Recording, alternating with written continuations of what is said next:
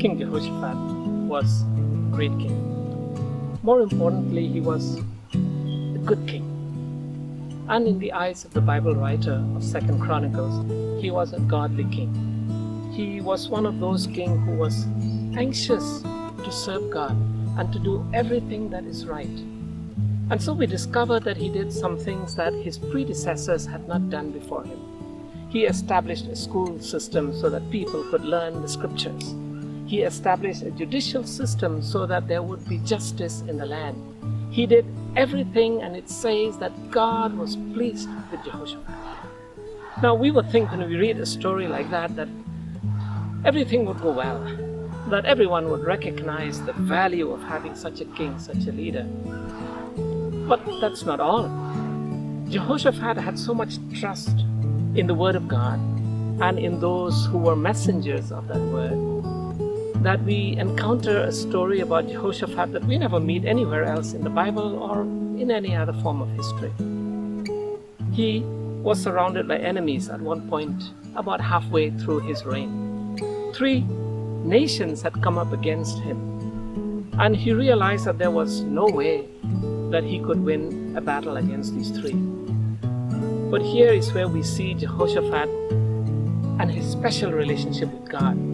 When word came to him from his security officers that the nations had virtually surrounded him with only the sea as the outlet in the west, instead of calling for a war cabinet, instead of meeting with his generals, he goes to the temple. And there in the temple, he prays to God. He says, God, you see what we are faced up. How are we going to win this? We need your help. Without you, we cannot do anything. And while he was praying, it says that God inspired a young Levite who was simply going about his business in that temple and asked that Levite to bring a message to Jehoshaphat. And the message was very simple. Jehoshaphat, this battle is not yours. God will fight this battle for you. All you have to do is go there in the morning, march your troops to the battle scene, and watch what I'm going to do for you.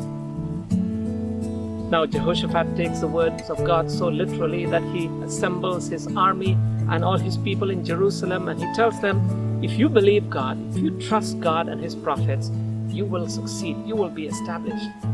And so to demonstrate his faith, he marches his choir in front of his troops. And there they walk towards the battlefield singing. And as they sang, the Lord caused confusion among the 3 enemy armies, and they began to kill each other.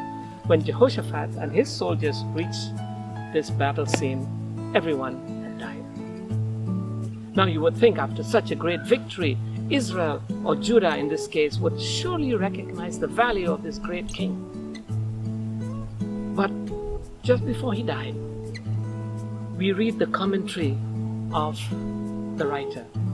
It says that Jehoshaphat was faithful to God. He did everything that was right.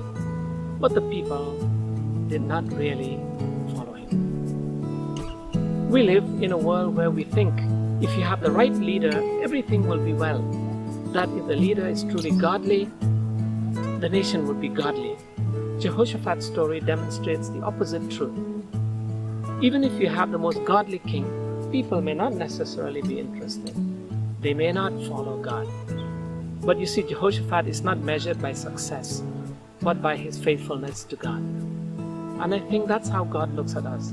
Not how well we have done, not where we have been, not what we have accomplished, but how faithful we really are to him, even if no one else around us proves the same faithfulness or follow you.